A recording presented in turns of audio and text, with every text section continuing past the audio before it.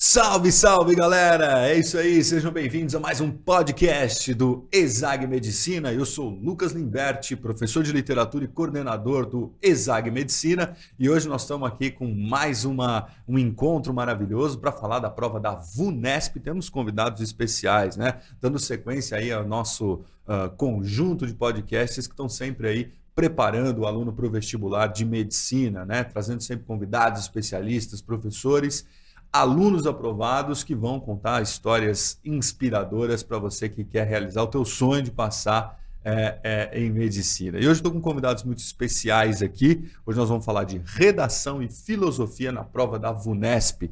E com ela, né, a professora Emily Ouros. Fala, Emily. Oi, gente, tudo bem com vocês? Estou muito feliz de estar aqui. Obrigada pelo convite. Vamos conversar, né? Tem bastante coisa para a gente falar hoje. É isso aí, estamos também com o professor Gabriel. Fala aí, Gabriel, de filosofia. Olá, pessoas. Bom dia, boa tarde, boa noite a todos.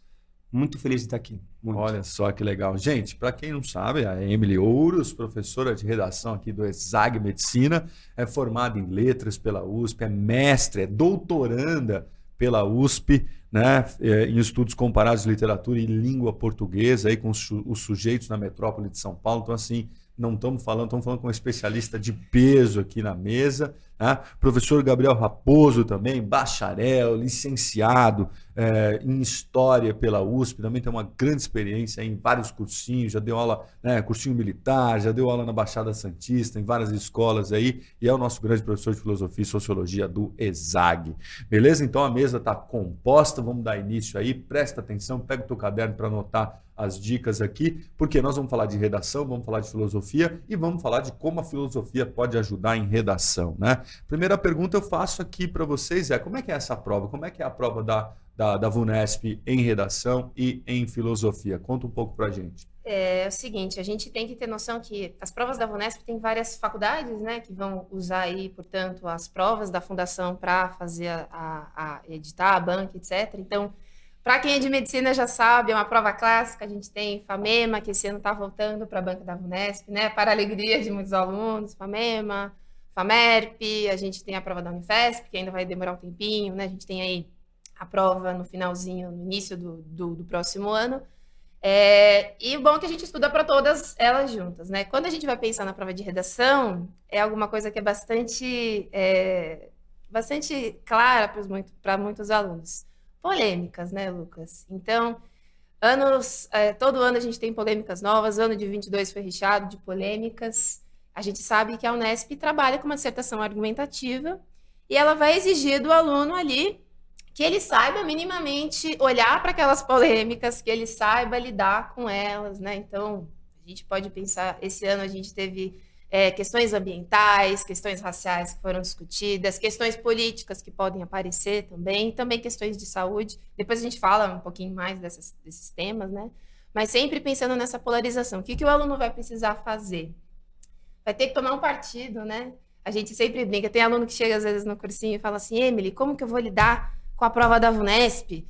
Eu não sei de que lado que eu fico do muro, tem um muro aqui no meio, tem uma polêmica. Eu falo, gente, qualquer prova, qualquer tipo de fundação que faça essas provas, e as universidades, elas querem alunos que tomem partido. Então, toma o seu partido, escolhe o seu posicionamento. Não fique em cima do muro. Não fique em cima do muro, gente. E é muito louco a gente pensar nisso, porque quando a gente fala de ficar em cima do muro, parece que você tem que ter uma opinião 880, né?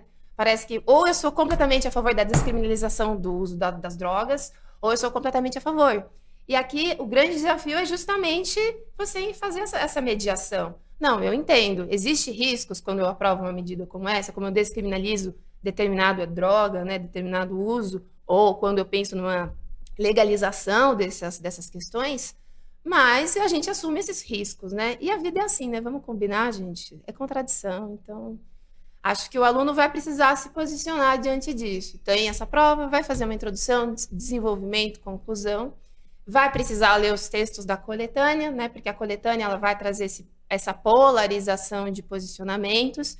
E olha para os textos da coletânea, veja com qual posicionamento você mais se identifica, o que você acha mais fácil, e pensa nos argumentos que você pode aí arrolar para tentar defender a tua ideia, né? Então seria Eu mais vou, esse caminho. eu já vou perguntar como é que é a prova de filosofia, mas me pensei num gancho aqui a partir do que a Emily colocou em relação a essa coisa da polarização e tal. Como é que a gente poderia usar a dialética, pensando do ponto de vista filosófico, para não para poder discutir os dois lados da moeda, mas se posicionar? Eu acho que a filosofia pode ajudar isso, não pode, Gabriel? Não, com certeza. Eu acho que você pensar no emprego de filosofia, de teoria social também, né, ali na redação, é uma questão que soa muito como textual, né, então uma questão de como construir um texto, né, mas na minha visão é uma questão mais ampla, né, mais filosófica. Por quê? Porque muitos alunos acabam compreendendo que a função de você citar um autor, um conceito, uma teoria, um livro na redação é uma função muito mais de estética e autoridade, né? Como assim? Então, fica muito da hora, muito legal, né? Muito bonito eu colocar Platão no texto, porque pô, é Platão, né? Uma mente que é estudada há milênios, né? Pô, é super legal eu citar um conceito de Durkheim, porque pô, Durkheim é um fundador de uma ciência, né? Mas, na verdade, né, aqui, embora um texto, né, bem embasado, né, seja bonito, né, fica esteticamente rico, apesar disso, o objetivo é outro. Porque quando um aluno ele ali coloca autores no texto dele, então ele vai ali citar autores, ele está aderindo, né, a um tipo de construção do conhecimento, a um tipo de raciocínio, que é, inclusive, o raciocínio desses vários autores todos que você pode citar na sua prova. Então, se você ali pega, por exemplo, os diálogos platônicos, né, você vê Platão ali citando pessoas. Então, ele pegando pré-socráticos, pegando sofistas e colocando os caras para discutir dialeticamente, né, e buscar construir um conhecimento dessa forma, né, nesse embate de ideias. E essa abordagem, né, de trazer, de citar autores, vai estar presente em Aristóteles, vai estar presente na filosofia medieval, moderna, enfim, nos vários pensadores. Porque, embora você encontre muitas polêmicas entre eles, o que é comum em todo o pensamento ocidental é a ideia de construção colaborativa do pensamento, né? A ideia de que você não vai simplesmente colocar no papel uma ideia que é, digamos assim, livremente pensada por você, né? Ou uma ideia que supostamente saiu só da sua cabeça, ou até uma ideia que é muito boa, mas que você não sabe de onde veio, né? Não, aqui é fundamental que você demonstre que você, primeiro, tem leitura, né? Que então você conhece esses vários pensadores, mas que você também entende que o conhecimento ele sempre é construído a muitas mãos, né? Então ali, quando você cita um autor na redação, você não está simplesmente colocando um cara respeitável no papel, você está atrelando o seu argumento, o seu pensamento a uma corrente de autores. Então, citando o autor, que para escrever o que escreveu, ele leu dezenas de outros, esses outros também leram muitos outros, e assim por diante. Então, isso traz muito peso, isso acaba dando ao seu argumento uma complexidade que o texto da redação, por ser um texto muito curto, né, acaba não permitindo que você explicite. Então, pô, se você coloca ali um Platão, né, o Descartes, ali então, sei lá, o Max Weber, o Karl Marx, você está atrelando o seu argumento a uma corrente de pensamento, né, a uma construção longeva do conhecimento em várias áreas. Então, assim, a gente não pode querer ser igual lá ao Zaratustra do Nietzsche, né? Que vai na montanha, medita por 20 anos e entende que encontrou sozinho as respostas para as questões do mundo. É fundamental demonstrar que você tem leitura, que você está atento aos debates, que você é capaz de, né, participar, né? Veja, construir conhecimento, mas com essa base complexa, longeva e construída. Não, legal isso que você tá colocando, porque é uma dica, acho que fundamental para o aluno, né? Porque Sim. tem aquela coisa das fórmulas prontas, dos autores da Exato. moda, sabe aquela coisa? E Eu vou citar a modalidade Exato. líquida do Bauman, porque isso aí já falo sobre a contemporaneidade. Calma, assim, você tem que pensar que quem vai corrigir tua redação é uma pessoa que conhece esse ponto de vista que o Gabriel falou. Ainda mais na VUNESP, né? Que a Cuidado. gente tem uma seriedade da banca que É, é essa- muito interessante. pra Essa linha de pensar. raciocínio, ela vai estar atrelada a uma escola, sei lá, escola de Frankfurt, você vai estar atrelada a uma linha ideológica, você vai estar atrelado a uma condição de classe. Então, assim, toma cuidado para não sair citando qualquer coisa só porque você acha bonito. E por outro lado, o jogo dialético ele é importante justamente para que você possa trabalhar os textos propostos, mostrar que existem posicionamentos diferentes, mas definir um caminho, né? Então, só juntando um pouco as duas colocações, eu penso que não ficar em cima do muro significa discutir os dois temas, né? E, se possível, atrelar a tua linha de raciocínio a um pensamento filosófico que é coerente né, de acordo com o que você pensa. E é tão legal você, já pegando o gancho do que o Gabriel falou e pensando nessa questão das citações prontas, a gente sabe que existe, eu diria hoje que a gente tem uma indústria mesmo, né, dessa questão. E, por um lado, e aí eu vou fazer aqui o movimento dialético, né, a gente entende que tem muitos alunos, tem muita coisa para estudar, então tem pouco tempo, então se apegam a fórmulas, né, enfim, a gente sabe que isso acontece em outras áreas. Na física, tem aluno que quer decorar a fórmula, né, da física para reproduzir. A gente sabe que não é sempre assim, não é sempre isso, não necessariamente vai dar certo. Mas eu queria chamar a atenção, Lucas, para uma questão da VUNESP, porque a gente tem uma mudança recente na banca, nos editais que vão começar a aparecer. Gente, eu sempre falo isso para os alunos e não é brincadeira. A Unesp, ela já tem um item no manual dela que diz que ela pode anular as redações em que for observada uma predominância de modelos prontos que foram recolhidos da internet, né? Então tá lá, gente, pode anular a redação. Se você pega um modelo pronto da internet numa banca da VUNESP, isso pode acontecer. Emily, eu não usei necessariamente a redação inteira da internet. Eu peguei a introdução inteirinha, troquei 2 palavras. E aí, eu vou sofrer penalidades? E não é a redação inteira. Eles podem penalizar também na competência B. Então, se a gente tem uma prova aí, a prova da VUNESP de maneira geral, ela vale 11 pontos, um aluno que usa dessas estratégias, ele pode ter no máximo 10 pontos. E a gente sabe que para uma carreira de medicina, você teria que, gabaritar nas outras disciplinas para poder conseguir uma nota que te aprovasse. Então, todo cuidado é pouco, e na VUNESP é um pouco maior ainda. Né? A gente fez uma entrevista aqui com o professor Sandro, né, coordenador de Campinas, sobre a Unicamp, e lá a gente falou um pouco sobre a redação da Unicamp, que tinha a pluralidade de gêneros, aquelas coisas todas. Para a VUNESP, perdão. Unesp também, né? Unesp é consequência.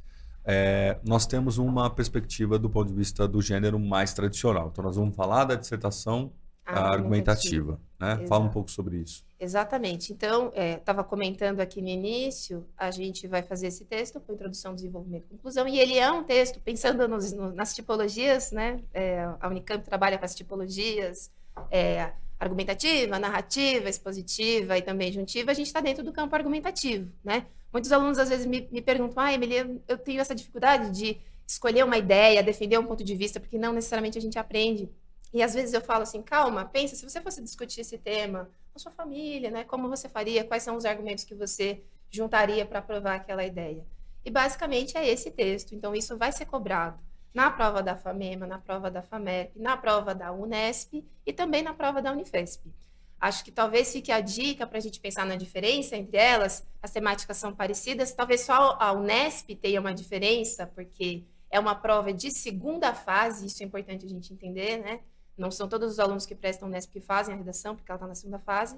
E ela tem um caráter um pouquinho mais parecido com a da FUVEST em relação às temáticas. Mas todas elas cumprem o mesmo objetivo. Dissertação argumentativa tem que ter tese, tem que ter desenvolvimento, tem que ter conclusão. Só não precisa da proposta de intervenção, porque a gente não está no Enem, né? Então não vai ser uma obrigatoriedade aí desse tipo de prova.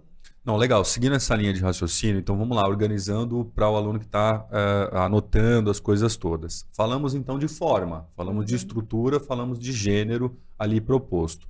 Vamos encaminhar agora para as possibilidades temáticas. Qual que é a cara da VUNESP? E aí eu ia propor um ping-pong. Então você traria, né, essas discussões de tema e o Gabriel, de repente, apontaria qual seria uma fundamentação filosófica para esse jogo. O que vocês acham? Bora lá? Vamos lá que tem tema, hein, gente? O que foi esse 2022, gente, que trouxe de polêmica pra gente? Que mais tem tema, né? Não vai caber no podcast, mas vamos lá, vamos pensar em alguns.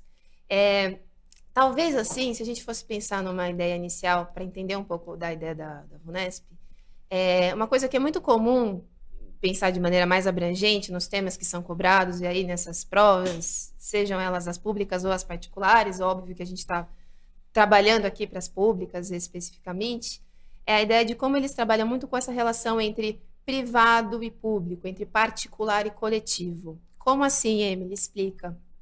É comum que eles cobrem, por exemplo, a ideia do controle da esterilização. Então, as cirurgias aí de vasectomia e laqueadura. Esse é um direito do indivíduo ou será que é uma questão que o Estado precisa controlar? Então, essa polêmica é muito comum. Tem outras polêmicas que estão dentro dessa natureza. Vou dar outro exemplo. Educação domiciliar.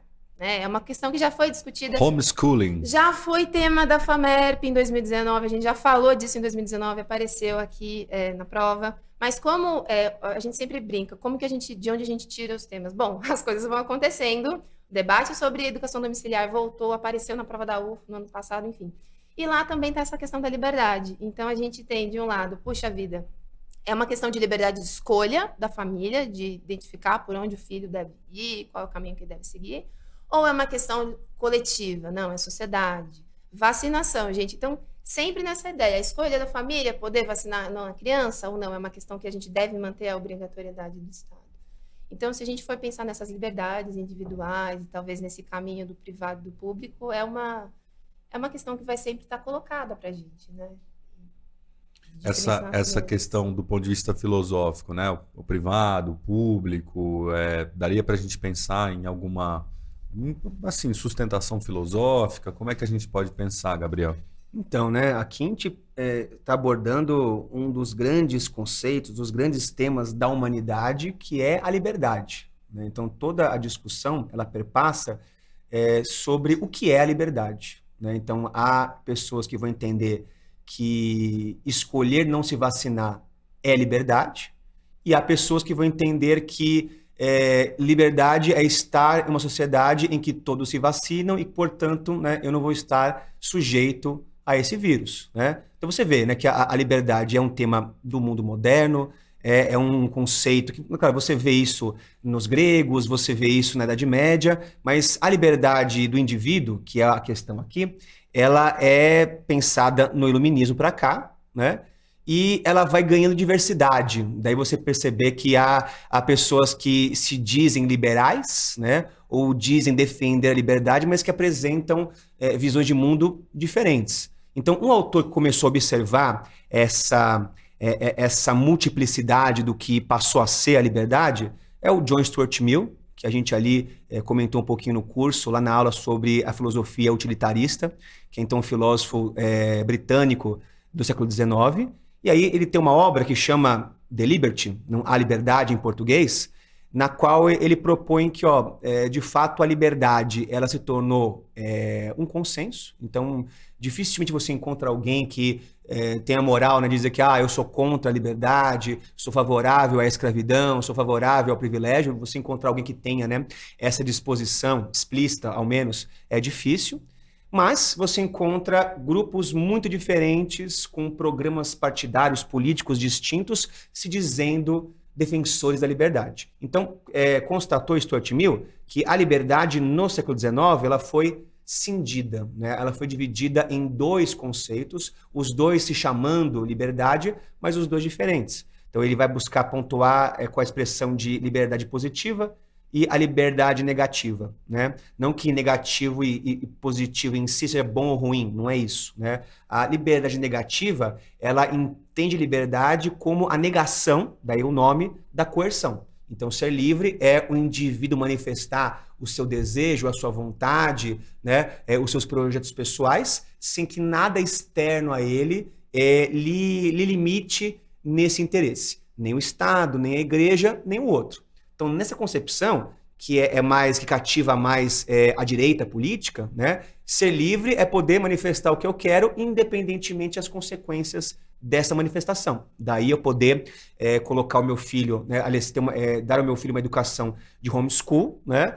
Independentemente se especialistas dizem que a interação social da criança, do meu filho, é importante, porque é minha escolha como sujeito. Né? Daí a pessoa defender que se deve ter o direito a se vacinar ou não, porque, né, não pode existir a condição de que eu sou obrigado a fazer uma coisa que eu não quero, mesmo se essa minha ação traz consequências ao outro. Essa, então, uma liberdade. A outra que pontua o Stuart Mill, a liberdade positiva, entende, né, que ser livre está no direito positivo, né, no aparato jurídico que define as possibilidades, traz possibilidades em igualdade e protege uns dos outros. Daí, então, ser livre é você poder andar na rua sabendo que estão todos vacinados.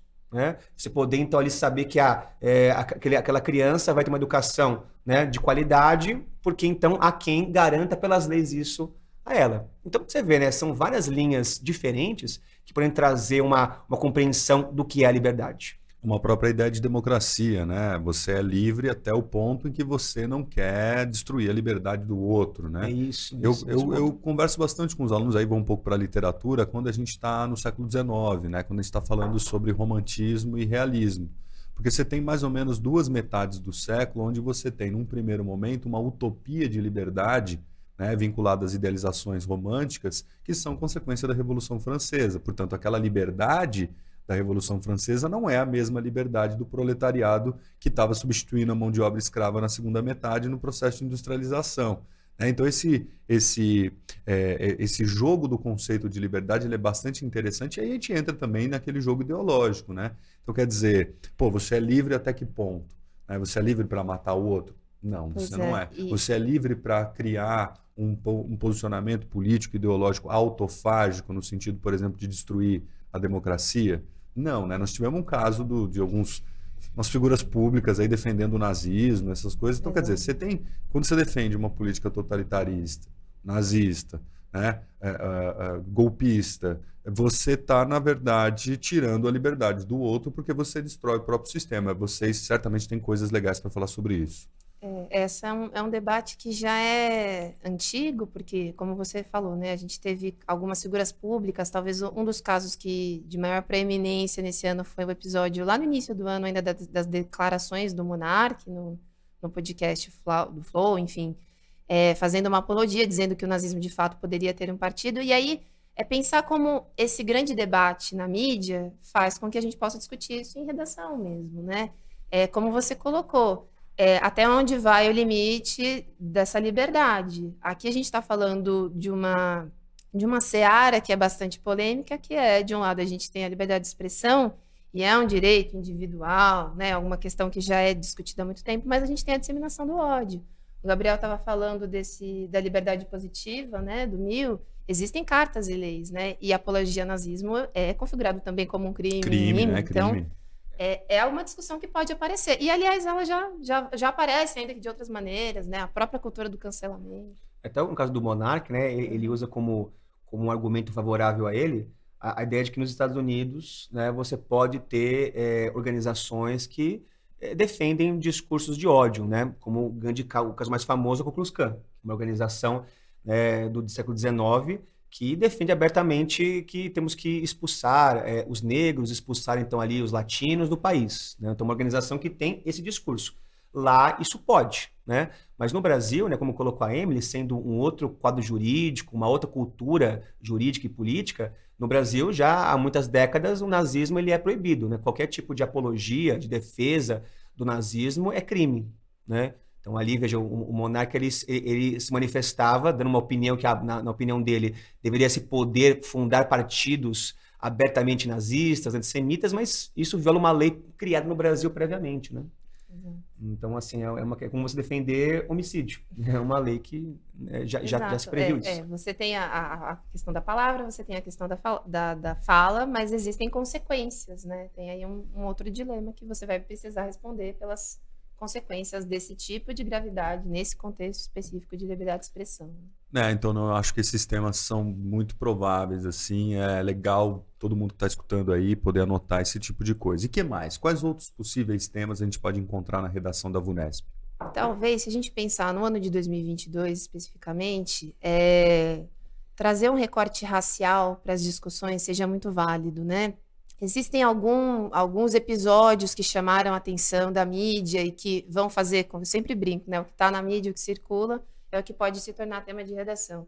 A gente está comemorando, né, para muitos, é uma celebração dos 10 anos da aprovação da lei de cotas no Brasil, e vários debates estão sendo feitos nesse período, que é justamente para avaliar a aplicação das políticas de cotas, se elas de fato trouxeram resultados, né, sobretudo as políticas de cotas raciais, quais são os resultados, se a aplicação da medida é uma boa medida, se ela de fato é eficaz naquilo que ela se propõe a ser. Então, talvez pensar nessa questão racial, eu acho que essa é uma das temáticas que pode aparecer.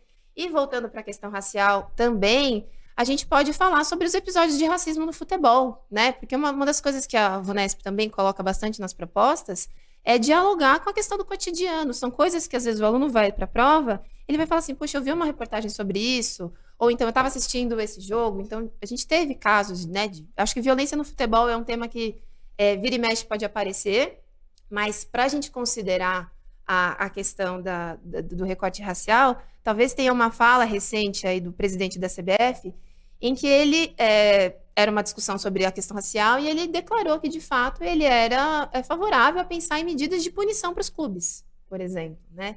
Então, nossa, vamos punir clubes de futebol com, sei lá, a penalização dos pontos no campeonato, enfim. Se isso deve ser feito ou não. Então, talvez essas questões elas possam aparecer, né? Isso pode chamar a atenção para a gente pensar na questão racial, no recorte racial do Brasil. E essa questão racial, quando a gente vai para o âmbito da filosofia, podemos também ter algum encaminhamento, Gabriel?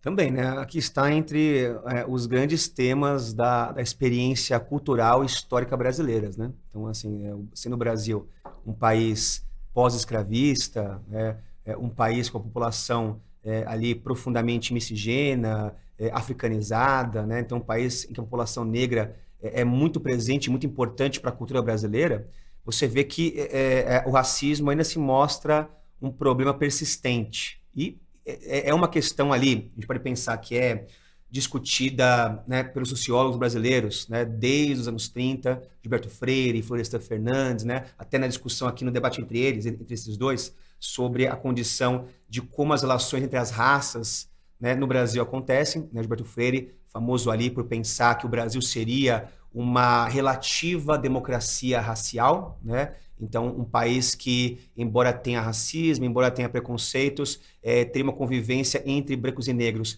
que, em comparação a outros países, seria menos violenta, né? E uma visão que a gente comentou no curso bastante foi arrasada, né, pelos autores posteriores, incluindo o Florestan Fernandes, demonstrando com base em números também que o Brasil é um país profundamente racista. E esse debate vai culminar numa obra de 2018, né, que chama Racismo Estrutural, que é do professor do Mackenzie, o Silvio de Almeida, né, que justamente ele busca explicar, né, esse conceito, né, o que seria então o racismo estrutural, e logo de cara ele nos faz pensar que a gente não pode ver o racismo como uma atitude pessoal, né, uma atitude de um sujeito, de um indivíduo, que por questões morais, né, por questões de uma educação familiar, seria alguém racista, né, e portanto a culpa do racismo é dele, né, desse indivíduo. Na verdade, o racismo ele acaba sendo uma argamassa, ele acaba sendo os pilares, né, da cultura e sociedade brasileiras. Então você encontra relações de desigualdade racial em tudo, né? Em tudo. Então, assim, em como é pensada a estética das mulheres, em como é pensado ali a contratação de pessoas, em como é pensado ali até a presença de pessoas em espaços socialmente desejáveis e espaços degradados. Então, você perceber que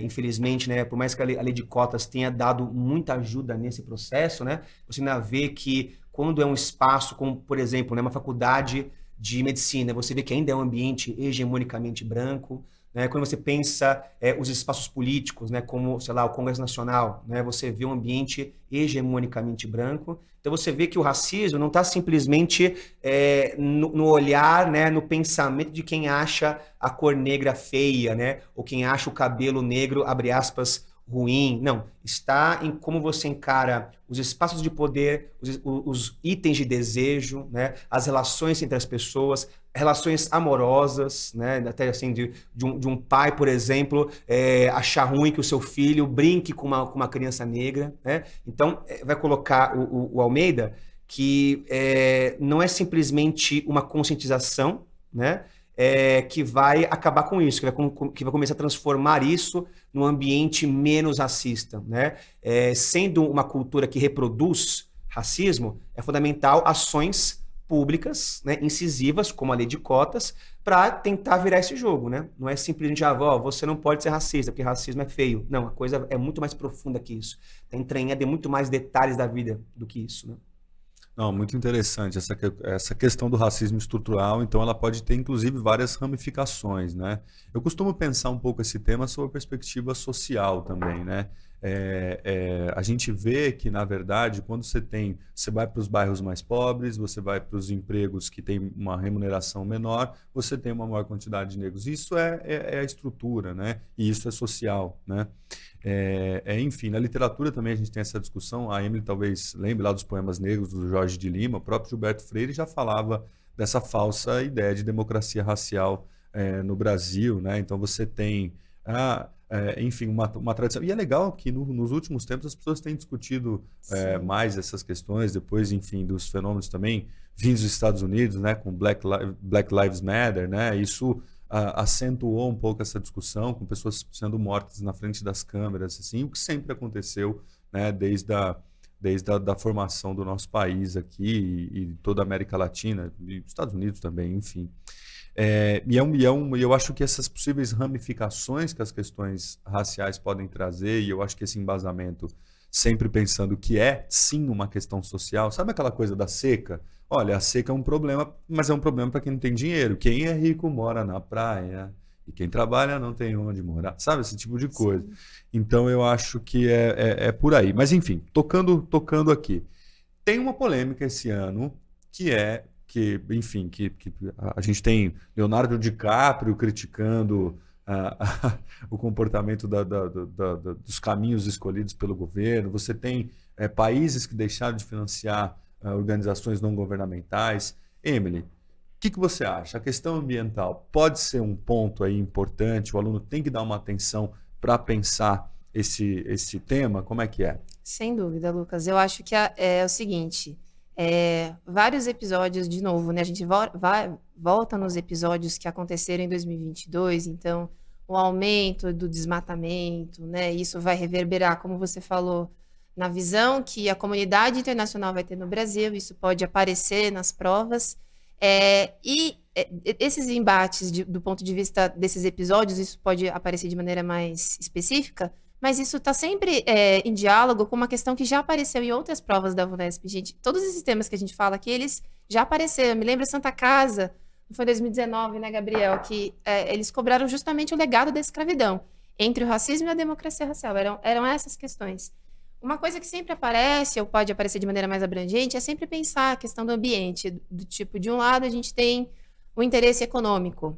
Então, sim, existe o interesse econômico ali por parte das madeireiras, existe o interesse econômico, se a gente pensar na questão indígena esse ano, houve o assassinato aí do Dom Phillips e do Bruno Pereira, né? Então, o indigenista e o jornalista que foram mortos ali, justamente por defender não só a população indígena, mas por defender o território, né? Eles estavam ali cometendo, né, investigando ações ilegais naquela região.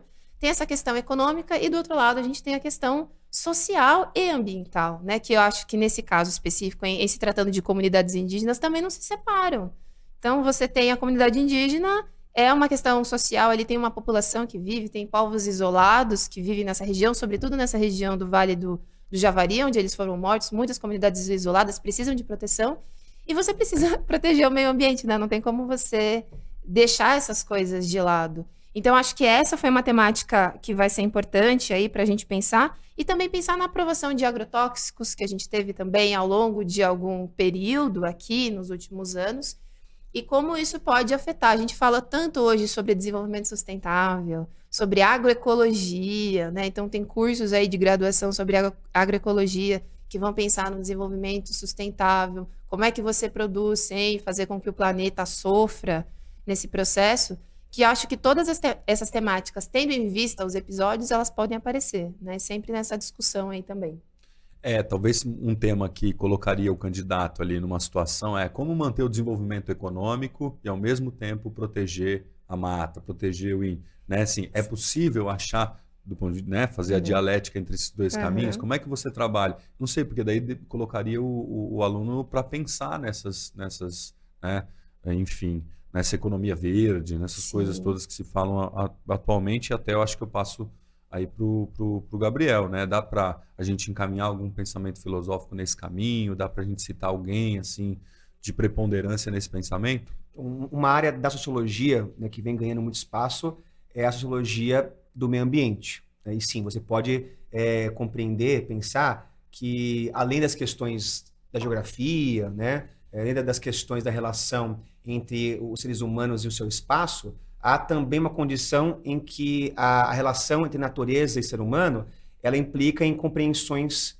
culturais, né? Então, o indivíduo ele vai lidar com a natureza de acordo com como a sua cultura propõe essa relação, né? E um autor que é tido como um fundador dessa sociologia do meio ambiente, né, que vai trazer esse olhar para as questões da ecologia, é um alemão chamado de Ulrich Beck, também a gente comentou no curso sobre ele, que ele escreve uma obra nos anos 80 chamada de Sociedade do Risco, na qual ele parte de uma premissa mais ampla, né? Ele passa a propor que a atual modernidade, então ali o mundo moderno dos anos 80 para cá, né? A cultura ocidental dessa época para cá, é uma cultura cada vez mais focada na percepção do risco, né? Então ali cada vez mais as pessoas vão adotar uma reflexão sobre os possíveis riscos das suas escolhas pessoais, né? Então, exemplo, né? A pessoa escolher não ter filhos, porque esse filho iria, em tese, arriscar um intercâmbio que ela quer fazer, ou uma pós-graduação que ela vai fazer, ou ali, sei lá, a carreira que ela quer seguir, né? Então tem a questão de que cada vez mais a cultura ela é mediada pela percepção do risco, mas nessa obra ele vai focar nos riscos ambientais e o Beck vai propor que a emergência ambiental será a questão, né, será o problema do século XXI. Então, para a gente comparar, então você pensar que no século XX, né, qual foi então ali o problema? A Guerra Fria. Então, o que marcou todas as dinâmicas culturais, políticas, sociais, né, o que então influenciou golpes de Estado no mundo afora, até no Brasil, foram as disputas entre capitalistas e socialistas, né? Então, veja, vai ter uma coisa parecida no que diz respeito ao meio ambiente nesse século que se segue o século XXI, em que então ali haverá, vai dizer ele, de um lado, indivíduos adotando uma irresponsabilidade organizada, ou seja, o risco ambiental não existe. Então vem aqui, né, os negacionistas, que a gente conhece tão bem, né? Também, não, mas isso aí é insolúvel, esse problema não é meu, né? Não tem como resolver isso, não fui eu que fiz isso. Então vai ter de um lado pessoas negando ou relativizando as questões ambientais, e vai ter do outro lado, nessa disputa dialética, quem queira, né, trazer luz aos riscos ambientais, propor soluções para os vários, né, riscos ambientais e buscar implementar esses riscos. Então, na visão do Ulrich Beck, toda a política partidária, as relações internacionais e o capitalismo vão começar a se transformar profundamente para se adequar a essas questões. Então, de pensar que, por exemplo, né, você quando ali tem um incêndio na Amazônia, isso cria um rebuliço na França, no Reino Unido, Estados Unidos. Por quê? Porque a gente sabe que um incêndio na Amazônia afeta o clima na França, né? Uma enchente na Alemanha é causada por emissões na Austrália. Então, isso exige uma ação muito mais globalizada, né?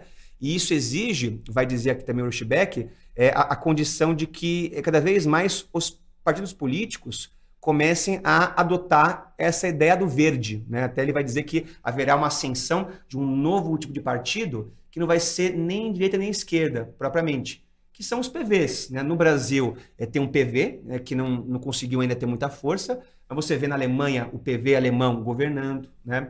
Você vê ali os PVs com força em vários governos mundo afora, né? E você vê aqui, por exemplo, né, aqui no nosso lado, na Colômbia, o Petro, que foi eleito, né, presidente da Colômbia, propondo que, eu não vou extrair mais, a minha proposta é estancar a extração de petróleo na Colômbia nos próximos anos. Então, veja, é uma mudança de paradigma, né? Porque como assim você tem petróleo e não quer extrair? né? Mas veja, não vale a pena. Então o risco ambiental que essa extração vai criar, ela vai criar tantas consequências de derreter calotta polar, de causar enchente em outros países, né? Sabe, não vale a pena mais utilizar esse recurso. Então você vê cada vez mais uma economia que é capitalista, né? Você não tem ali mais uma proposta socialista robusta no mundo, né? Você vê ali França, Reino Unido, Estados Unidos, Canadá, Austrália, né? Pressionando o Brasil, por exemplo, para que o Brasil adote uma economia mais verde, mais sustentável, né? Então você vê, né, a tendência é que então cada vez mais haja um capitalismo, né, ambientalista que se propõe sustentável, que vai mudar vários paradigmas do capitalismo, porque se a gente pegar uma visão mais marxista, o capitalismo é por natureza um sistema autofágico, né, que então vai buscar ampliar o lucro e sabe dominar a natureza e devorar, né, a natureza. Mas esse capitalismo não pode mais. Tudo que é sólido se dissolve no ar. Dizia Bauman, né? As pessoas anotam. Essa é nova, hein? Eu queria só aproveitar esse gancho do Gabriel, porque uma questão que a gente estava discutindo, inclusive, esses dias, você falou da questão da extração do petróleo, enfim. Eu imagino que os alunos tenham acompanhado os movimentos agora de vários ativistas, né? Que essa questão do ativismo também é bastante interessante, que tem jogado comidas nas obras de arte para chamar a atenção justamente disso, né? O Just Stop Oil, que é sei lá, acho que talvez seja o principal movimento que está buscando chamar a atenção para isso, pode ser também uma coisa para aparecer, porque, e aí, o que a gente vai discutir? Será que quando as pessoas vão lá e colam a mão numa obra de arte, como essas que a gente conhece, será que isso de fato é uma maneira de chamar atenção para isso? Né? Enfim, também é mais um debate aí para pensar nessas questões ambientais, de maneira geral. Não, legal, beleza. Não, e assim, só um parênteses, muito parênteses, voltando num tema anterior aí que eu tava aqui, vocês estão falando, eu lembrei do homeschooling. Desculpa voltar na educação. Esse tema era muito debatido, as pessoas falam, não, eu sou capaz de ensinar o meu filho, tal. Eu fiquei pensando assim, né? Depois da pandemia, eu vi muita gente mudando de opinião, né? Quando tiveram que ficar com os filhos em casa e viram que o trabalho que eles dão lá, eles desistiram, mudaram de opinião mesmo quanto ao homeschooling, né? Só alguma parcela mais ideológica ali, com aquela ideia de liberdade individual, né? Que ficou com isso. Eu estava lembrando, eu achei assim, engraçado, assim, porque as pessoas mudaram. Não, agora não, deixa essas crianças lá com os professores, que esses pirralhos estão enchendo muito saco em casa, né? Não foi uma coisa nesse sentido. Mas enfim, fechando o parênteses aí. Não querem comentar, não? Mas eu acho, só pegando o gancho, pensar a pandemia e pensar a experiência que a gente tem com o cotidiano, mesmo, a ideia de cotidiano, né? Acordar e tal, trabalhar, ir para a escola, antes e depois da pandemia mudou muito, né? Então, é óbvio que isso pode aparecer nas provas. A questão do trabalho docente, a gente estava discutindo esses dias. O que é o trabalho docente antes e depois da pandemia? O trabalho docente nunca foi fácil, mas depois da pandemia há outros desafios. Que é o trabalho dos enfermeiros agora, né? Depois da pandemia, a gente precisou aí, na época da pandemia, trazer a galera que estava se formando em medicina no último ano. Então, puxa vida, muitas discussões sendo feitas e realmente vai mudar a nossa experiência, né? Vai mudar as nossas relações. Os desafios da educação EAD, né? Como foi, de repente, eu discutir como é que foi aprender durante a pandemia à distância. Ou a própria socialização, né? Sim. Qual é esse desafio? Seja para crianças ou para idosos também, essas pessoas que ficaram excluídas da vida pública, das relações sociais, precisaram ficar excluídas e agora precisam retomar. Então é todo um... Lembrei do poeta Augusto dos Anjos, que ele sentou numa cadeira de escola só na universidade. O pai trancou ele em casa, tinha uma vasta biblioteca, ele se formou assim, super intelectual. Mas depois, quando ele foi escrever, a gente sabe a depressão do escarra na boca que te beija, né? A lama que te espera, enfim, o cara entrou num processo. Eu não sabia que ele tinha tido essa formação. Essa formação solitária. Explica muita coisa, né? Explica muita coisa dos poemas do livro, que por acaso o único livro que ele publicou em 1912 chama Eu. Só tinha ele. Só tinha ele. Faz todo sentido. Enfim, gente, agora deixo um pouco aberto, assim. Querem fazer um último comentário, uma última dica? Como é que é? Gente, dica básica de prova, né? Então, o que vai ser importante, a gente sabe que nas provas da VUNESP Existe uma diferença relativa ali em relação ao que cada uma dessas provas, então FAMEMA, FAMERP, Unesp e Unifesp cobra. Tem umas que são a objetiva e redação, que é o caso da prova da Unesp, tem umas que é objetiva num dia e redação e dissertativa no outro. Então, atenção ao tempo, tá, galera? A gente sempre recomenda, não deixe a redação para o último minuto, não deixe a redação para passar limpo, porque você precisa de um tempo para revisar o seu texto. Então, abrir o tema de redação, a gente sabe que redação é sempre ai, meu Deus, qual será o tema, qual será o tema, qual será o tema? E aí o coração fica batendo. Relaxa, só tem um tema para fazer o mesmo, né? Então você vai ter que fazer esse tema. Leia a prova com muita serenidade, respira, leia os textos de apoio, porque eles são fundamentais para você compreender o tema. E procura ler, procura ver com qual posicionamento você dialoga melhor, você acha que é mais fácil defender. E escreve seu texto. E dica de mestre, gente, eu sempre falo, dica Masterchef. Você provou o que você fez? Você leu o que você escreveu? Gente, é isso. Revisa, pega qualquer tipo de vacilo que você tenha cometido, sobretudo se tratando de língua portuguesa, antes que o corretor pegue. E depois é só passar limpo e show de bola. Valeu, Emily, muito bom. E aí, Gabriel, uma última dica aí, pessoal, VUNESP? Então, no que diz respeito à filosofia na redação, eu acho que assim, sempre é interessante assim, né, você ter ali. Alguns alunos fazem até como se fosse um glossário, né? Uma listinha com citações de vários autores em vários temas, né? Eu acho que é legal, né? Você ter ou escrito ou de cabeça ali autores principais nesses grandes temas, então, sei lá, economia, desigualdade, etc. e tal. Mas quando você começar a esboçar o texto, eu não sei se a Emily concorda, mas eu acho que uma boa estratégia é você primeiro pensar assim, qual vai ser a sua tese, né? E quais vão ser os autores que você vai usar no começo. Então, não começar a escrever, tipo, tô aqui no começo do texto, vou meter um Platão, né? Não, agora eu vou colocar logo de cara um Descartes, né? Eu acho que isso acaba dando uma salada, né? Acaba criando uma salada ali que pode até tornar o seu texto mais confuso, né? E enfraquecer o seu argumento. E então, pode reduzir a nota, né? Exatamente, quando a VUNESP deixa muito claro que quando você usa algum tipo de autor sem que ele esteja relacionado à sua ideia, isso pode fazer com que a sua nota em alguma competência ela seja menor, então... É o que a gente ponderou, né? Não pode ser uma coisa estética, né? Tipo, vou colocar um Bauman aqui, porque Bauman é demais. Não, você tem que buscar assim, aqui então o tema da redação é esse. Legal. Eu vou defender qual tese? Essa, tá? Quais autores corroboram, né? Quais autores vão ali, até os 2 ou 3, também tem que ser... Não pode ser 20, né? Tem que ser uns 2 ou 3 autores. Acho que já fica bem rico, né? Exato. Ou variar, trazer dados históricos. E aí, assim, então, assim, buscar autores que vão conversar, né? Que vão ter, né, a palavrinha do dia, que é a dialética, né? Que vão ali construir com o outro, né?